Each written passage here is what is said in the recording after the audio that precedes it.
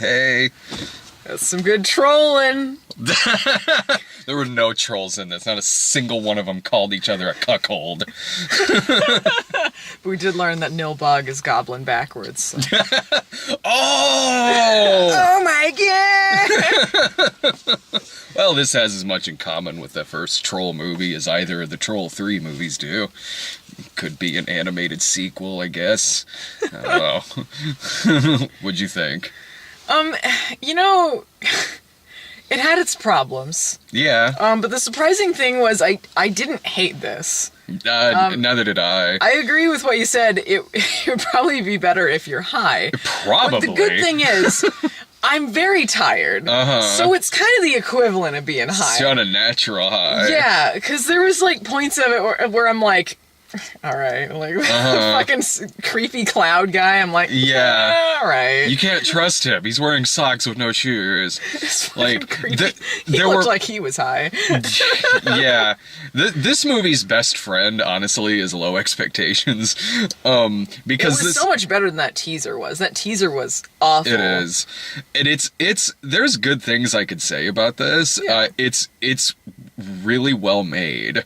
The colors are gorgeous. Yeah. Like, this is a good-looking movie. It's a great-looking film. Just in terms of just animation, if we're just speaking in terms of that, it's one of the better animated movies I've seen this year. In terms of, if we're just strictly talking about the animation and the colors and everything, it is a great-looking movie. For a movie that at the end of the day is still kind of just dangling keys in front of a kid's face, it's sort of like, yeah, they're doing that, but it's the keys to a Porsche, like... Well, yeah, that's true. I mean, there are a lot of manufactured bullshit things in here. You got a character that poops glitter, you got like a couple poop jokes in there, you got like the constant song and dance numbers, and of course it's trying to sell troll dolls. Yeah. So there's all of those things. But... there are elements to the movie that I liked, and there were characters that I laughed at. So even though there were manufactured things, there were still things about it that I thought was funny. Like, I didn't find it a hard sit, really. Neither did I. I didn't find it a hard sit because it is very well made, because the animation is wildly ambitious. But it's wildly ambitious animation for... when you really break down the script, something I've seen 100 times before. It'd be like if you made a Pink Elephants movie from Dumbo, but just used the script to the nut job. Like, it's like, this is a trippy, like, fucked up little movie, but I've seen this story 100 times before. I started laughing when they have the bit at the beginning where they're all trying to escape the Burgons. The Bergens. The Burgers, whatever. And they're trying to escape them.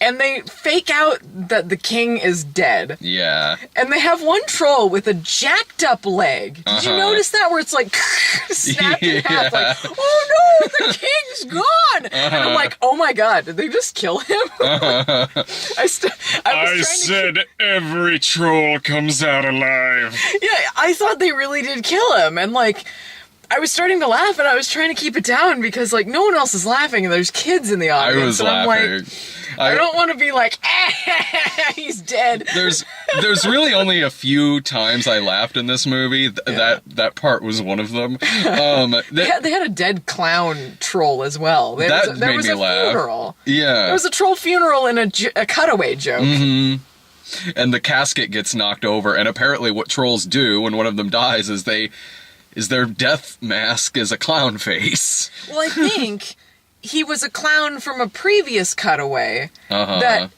perhaps that troll killed because of jumping in there and scaring him. So he may be a murderer. Mm-hmm. Which would make him the first murderer in this movie, because the whole plot is about these fucking Bergen things trying to eat trolls, and previously having eaten trolls. So all of them, except for one, are troll murderers, including the sympathetic one, because he's the only one who has not eaten a troll. Yeah. So that means she's eaten a troll at some point, the one that's supposed to be the hero, Bergen. This movie is basically the better version of Angry Birds. Yeah, it really is. They're both strikingly close in their plots. It's really like is. Angry Birds. If one, it was a better movie, because this is a better. I got problems with this movie, but it's better than Angry Birds. It is. It's better than The Nut Job, but it's like Angry Birds if they really took time out to really kind of humanize the pigs. Because this movie devotes a lot of time to making the Bergens in this not just simple cookie cutter villains in it, which they easily could have been. They could have been like Minions ripoffs. Yeah. But they tried to do something with it. And honestly, they were the characters I liked the most. Because there were funny parts with them and just them being miserable. One of them's just like burying himself alive, I guess. Yeah. And so they had funny bits with them that, like, it made it interesting to see what was going on. There's a lot more in this movie that I would have laughed at if I was really fucking high. Like, because this movie is going to be popular with two sets of people. Really little kids who just like all the singing, dancing, the colors, because really, like, there's a lot of that in this movie. Like, there's a lot of... But they just pick good songs, because it's a jukebox musical. It is, yeah. The soundtrack is pretty good in this film, but it is like every 5 minutes there's just bright colors and singing and dancing for the kids. Yeah. But if you go into this movie like baked off your ass, you're gonna have the time of your life at this shit. I'm talking like sitting there watching crazy fucked up 70s kids show kind of stuff. Like your HR Puffin stuff type shit. It's so HR Puffin stuff. Yeah, it is wildly fucked up in that regard. Watching this movie sober is like being the only one at the rave who's not on ecstasy. Like, you're sitting there like, I wish I was having as good a time as the people in the movie are having, because they are clearly fucked up on ecstasy in this film. Like, there is just bonkers shit going on. Like, from like the random little like creepy spiders that get eaten by bigger spiders, and they look like seriously fucked up. Like, all of the fucking things that are gonna eat them along the way were way worse than the Bergens. Yeah, they're just everything's gonna eat them, and it reminded me exactly of HR Puffin stuff with all the weird puff spiders and shit floating around. Yeah, eating each other, and then a bigger one eats another one, and then it gets set on fire, and then the creepy face is just wink and goes away, never to be seen in the movie again. That's the most danger that the princess is ever in. Yeah. Is when she eats some fucked up berries and falls in some webbing and shit, and she's gonna get killed. Yeah. That's the most dangerous situation she's ever in. Yeah, like fucked up shit like that'll happen, and then she'll start like weirdly singing and scrapbooking about it, and I can picture every time in this movie that I would have laughed had I been high. If I was high off my ass and it cuts back from something relatively dramatic and then those trolls' faces pop up and are singing Total Eclipse of the Heart, like, I would have been in tears laughing at that. Watching it now, I was just kind of like, God, I wish I had something. Shrooms, I don't care. Yeah, give me some mushrooms, something. I'll eat that, fine. I was so tired, and when it gets to the part where they're watching the Bergen girl in her room start singing Hello. Yeah. And there's like this trippy sequence, and she's like a floating head. Yeah. And it's like, is it me you're looking for? And I'm sitting here like, it's getting so weird. Yeah, it's getting a little weird in here. What is going on in this movie? Yeah, and then like the True Colors scene, which is oddly poetic in the film. It's like suddenly it's turning into like Les Miserables all of a sudden, and it's like, oh, Anne Hathaway's gonna come do a really sad musical number. I felt like in that regard, they were trying. There were moments, totally, yeah. It felt like they were trying to make a movie beyond just sell the troll stuff to kids. And so they had the typical manufactured kid stuff, but you also had some sincere moments and things that you could predict because it's not a new story. Yeah. But it did feel like it wasn't so cynical as like say Norm of the North or something. Oh god, yeah, or Norm of the North or shit like that. Oh totally. It felt to me like this is a situation where they give the writers like a set storyline that they want, and it's one you've seen a bunch of times before, so they're trying really hard to really do something with it by maybe putting in crazy visuals or wild musical numbers or really fucked up gags for stoners, because at the end of the day this is Angry Birds. It's The Nut Job. It's Yeah. a movie about a curmudgeon who doesn't get along with the rest of the people in the tribe, so he's ostracized for it. He lives by himself. He's a survivalist. And then something happens, and he's the hero. And then it does the other thing that 1,000 animated movies do, where he's partnered with another person, and they don't get along, and they have to travel somewhere. He's the grumpy one, she's the happy one. Yeah, it's like I said earlier, it's like if you had an animated movie with the ambition of the pink elephant scene, and you made it like one pink elephant doesn't get along with the other one and is a curmudgeon and they have to travel somewhere. It's like, are you doing this? Well, at least the animation looks good. It reminded me of The Nut Job a lot in that the grumpy one is not wrong. Yeah. I mean, granted, he goes, far in another direction, but as far as when it starts, when he's just like, hey, don't be making all this fucking noise, we're gonna get caught by these monsters that want to eat us, and they're like, whatever, town full of idiots, all of them gotta throw the biggest party ever, and then they get caught after 20 years of hiding out from these people. They're lucky they went 20 minutes without getting caught. I don't know how they survived 20 years. No. And just imagining, like, what a huge length of time. 20 years. They didn't have to set that 20 years because the ages are kind of ambiguous. Yeah. And even like, except for like the little Bergens that do grow up, the adults look the same. Like the chef lady looks the same. Yeah. But imagine 20 years living by herself out in the woods, just hunting for these little fuckers. Trolls. Yeah. Like that look on her face, like, when she first hears them. It's like, what? She must not have looked very hard for 20 years. Exactly.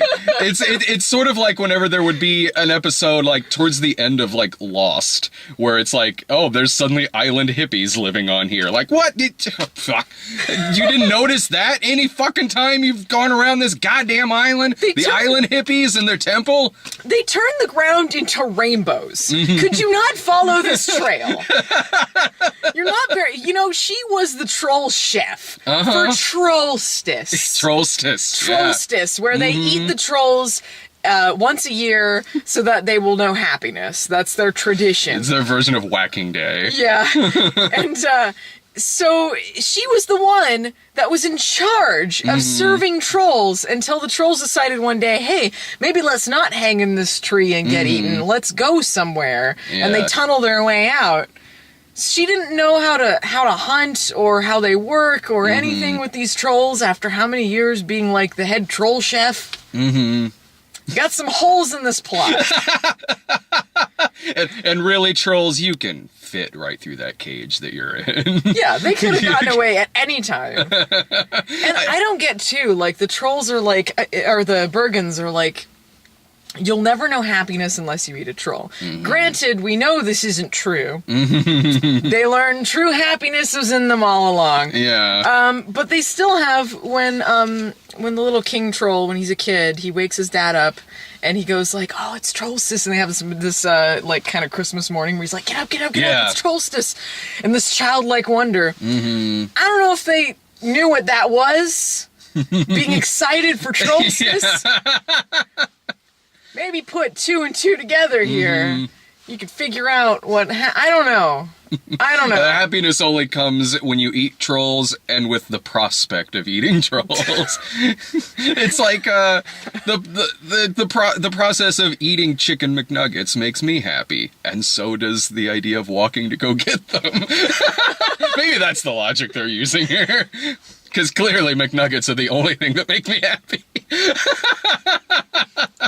And they call it McNugget Day. Yeah, a.k.a. Tuesday. Once a year, you wander to McDonald's to eat some McNuggets to know what true happiness is. Once a year? No way. I'd be miserable. Once a week. Every Tuesday. What kind of sauce you got? Habanero ranch and honey mustard. Oh, I get the sweet and sour. And sometimes I'll mix it up. Like, once in a while I'll mix it up. I did a couple weeks ago. I'm like, I'm feeling dangerous today. I'm gonna have sweet and sour and hot mustard. When's that movie coming out? When's the McNugget movie coming out? Movie? They've been mascots for quite some time. When is their chance to... When is, like, McDonald and the Nuggets coming out, and they're like the new Minions? The finale of The Reviewers that was scripted, but it was never made, had the Jeff character becoming an internet rapper named MC Nuggets.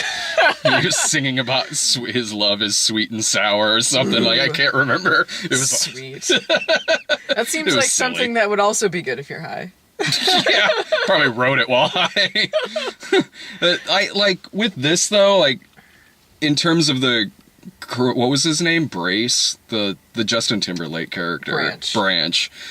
In terms of that, like, the difference between him and I laughed when they went to his backstory. Oh, that was funny. Like his grandma getting eaten right from him. Because he's like, singing killed my grandmother. Like, I laughed at that. I'm like, I don't know if I'm supposed to be. I think I am. I think it was supposed to be kind of funny because they were trying to soften the blow and the fact that he got his grandmother murdered. Yeah. I was like, I think I'm supposed to be I hope so. I am laughing at that.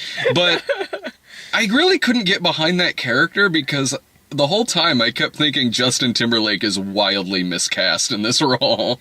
Like, I didn't realize it was him until he started singing some of the songs, and I was like, oh, okay, that was the Timberlake character. And that's why he's the voice in this, so he can end up singing. But because he's not like this known kind of character actor or curmudgeon-y character actor, it's like he's coming across more of a jerk, and not that he's really funny, cranky. Like, okay, the other movies have Will Arnett. That makes sense, you know, Will Arnett's playing the grumpy character. Jason Sudeikis in Angry Birds, like, yeah, that's a guy who can pull off, like, cranky. This, it's like, yeah, he's right most of the time, but he just mainly comes across as a jerk because he's not a comedian. He's not like this known curmudgeon-y actor. The whole time I'm thinking like, wow, if you put like Lewis Black in this, or like hell, like Andrew Dice Clay as the lead troll, like I would easily be laughing at a lot of this and probably go so far as to even recommend the movie. But Justin Timberlake,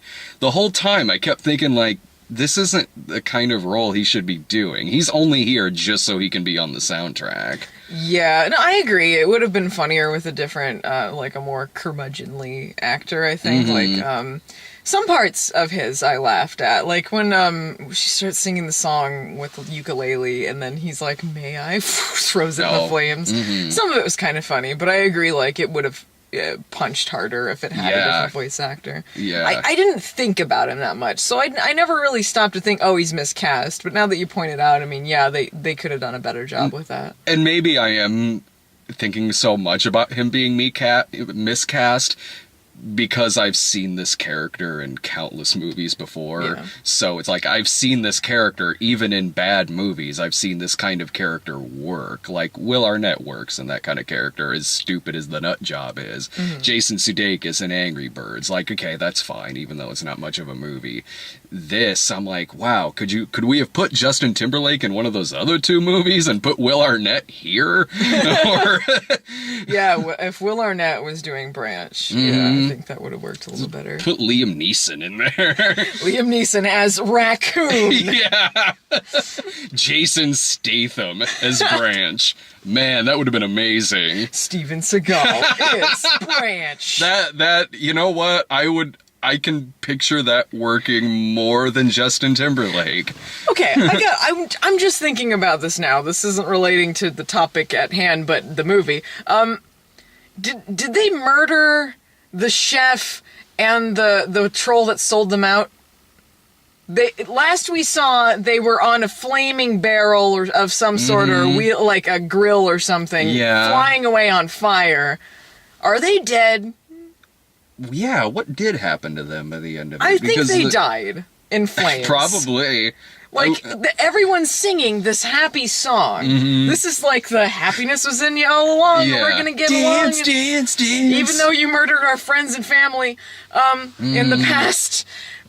But they all are dancing and singing, and then they kick them out on a flaming wheel, and then or a flaming grill of some sort. Was that just a really quick shot? I might have been yawning on that shot or something because I don't even remember that. They were trying to stab them in the middle of the song. Like the chef's like, "No, my way." So it's not like they were just like cold-heartedly just kill them in cold blood, but like she starts doing that, and then they tip her over onto something that's on fire that has wheels, and then she's wheeling out the window or out the door, and then you see the hippie one that sold them out with her, and they're like, ah, like flying down the steps, and you never see them again. Yeah. And then they were like, rainbows on, and then we're gonna forget that happened. I guess they're just banished. Dance. Out of control. Can you imagine their last moments? Flaming on the ground. And then they hear in the background, dance, dance, dance, yeah. I got music and something. If this movie had been made a couple decades ago, that's exactly what would have happened. We would have seen their corpses. We did see some corpses in this. Yeah. And you got to see, like, some troll recipes with some dead trolls in there. Fruit troll-ups. I realize 20 years have passed, but there are still some trolls alive that do recall having friends and family eaten by these very people. Yeah. The dad troll's still around. So they're just gonna get over that? Maybe the whole thing is an allegory for Nazi Germany.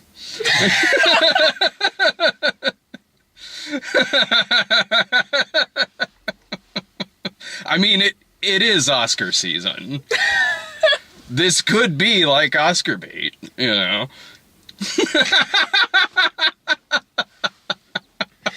I see where you're going. I mean, I've seen The Night Porter. The former prisoner and the former Nazi had a great time together till they were killed at the end. Sorry, spoiler. Speaking of the Nazis, you know this was like a better version of the Smurfs. Oh, yeah. It was totally that. Yeah. They were the Smurfs if they weren't like fucking dumb as shit. Yeah. And they want to eat them. You got like the chef who's kind of the Gargamel. Yeah. It kind of like hooked on this idea of eating them for no particular reason. It's not like they have nutritional value. It's just some idea they're stuck on forever. Yeah. No, it's kind of that. It's exactly what it's Smurfs with better writing. Yeah. It isn't one of. I'll give it that. You know what? Yeah, I've seen this kind of movie before in the movies we mentioned earlier, but you know, I would rather have this kind of movie I've seen before than I would like, oh, they find a magical portal and end up in New York City live action and they gotta move in with Ashton Kutcher. Like, I mean, it had its own world, and it had this aesthetic about it, like that felt like it was in its own. So it wasn't like they were, let's just take them to the real world Looney Tunes style. Exactly. You know? Like Space Jam style. And Looney Tunes back in action. Yeah. No, yeah, I'm glad they did it like this. I would rather have like, yeah, okay, I can live with this being basically a better version of Angry Birds, so long as it isn't just another Smurfs. Because I wanted to hate this, and I did hate it from all the advertising and shit, but that's kind of with the territory. And when it started, I was worried, because when they started with the scrapbook stuff, they started doing things like OMG and all this stuff, and I'm like, oh no. And they like have him like shit glitter out on stuff. I'm like, oh. But then they started like going away from that stuff, and it was very minimal. So it felt like the stuff that was there was fine. It didn't feel like it felt more natural, I should say, that they included that rather than just pandering. Let's include this for whatever. I felt that way while watching it. Where I basically come down on this is mainly like, the entertainment I got from it was just how fucked up a lot of the animation was, and like all the really crazy creatures and wild shit that's going on. The designers probably had a lot of fun making this. And I enjoyed that there was like different body types and different types of characters, and especially for the female characters. Yeah. There was no, like, same face going on, and there was no, like, sexualization going on, which is, sad to say for kids' movies, really refreshing. Which is saying something, considering there are a couple of trolls who are apparently nudists that are just naked through the movie. That's and true. One of them only speaks in auto-tune. That was kind of funny. But I as it is, it's sort of like I'd recommend it as a rental because the animation is really good. And there were a few times I laughed. I couldn't justify seeing this in theaters because I didn't laugh that much in it, and it is a comedy, and I really didn't laugh that much. But I was in awe a lot of the animation, although I do recommend seeing it in theaters if you get really fucked up first. Like, see it in 3D. Like, oh, sorry. No, I was just gonna say, like, get fucked up. It's just, I won't say what, because I might get in trouble, but just, you know what I mean. Then I recommend seeing this in theaters. After seeing this, it makes it even funnier imagining Matthew watching this and being so angry. Yeah, he didn't like it very much. He didn't like it. Like, I mean, I could name so many better kids movies. Don't get me wrong, so could I. But I think, like, if you're someone, like, if you have kids and they want to go see it, and you want something that everyone can watch, I think this was fine. There were things that I laughed at, so I didn't feel like I wasted my time on it. It didn't feel like I was angry or anything. I've seen far worse movies that can be classified as they're flashing a bunch of bright colors at the screen to make the kids clap. Yeah. And maybe this one does that better because it is kind of part of the story as opposed to like watching the Oogie Loves or some shit like that. Yeah, well, I mean, the trolls, that's the bright colors and all of the weird kooky Lisa Frank stuff going on, that's part of what it is. Yeah, so it's like there is context to the keys being dangled in front of your face. And it is part of the plot. They're true colors. It is. And they say true colors, it's and like, they have all the bright colors. I gotta give it that. Like, this movie, it could be Smurfs. It could be something as fucking cynical as Norm of the North. It could be, some shit like The Nut Job or Angry Birds. And not that it's, like, this isn't even one of the best kids movies I've seen this year, but going back to what I said earlier, its best friend is Low Expectations, because it's not that bad. It's not even bad, really. It's just, it's serviceable as a rental, or if you see it in theaters, boy, is it serviceable for a trip. Like, they knew what they were doing when they made this shit. Like, they know that this has another audience. And you know what? You're probably going to get a double whammy of some good trippy shit this weekend between Trolls and Doctor Strange. And that's your double feature tonight. It is my double feature, and I'm fucking sober. God damn it. Any other final thoughts about this? I got nothing else. I think it's covered. Yeah, we liked it better than Matthew did. Damn it! Fucking bullshit! What a bullocking tits ass of a movie! Or as I call it, Nuki 2. Really? Damn, dude. This is the worst thing since Hiroshima! God, if he's mad at this, what's he gonna say when Rock Dog comes out? Or I thought Boss Baby looked good, though. Yeah, it's about time we remade Little Man.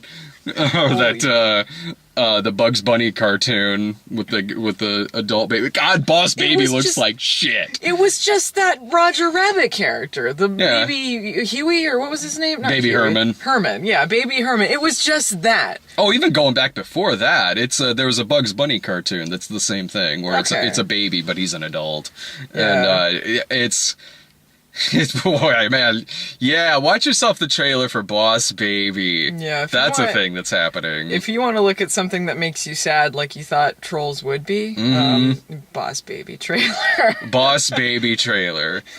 If you hate yourself. Like, if Stewie Griffin is too much for the little ones, here's Boss Baby. Fuck that. I don't like Baldwin. Why? Yeah, that should be Stephen Baldwin.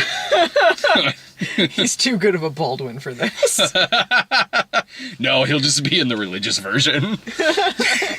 See ya. Bye.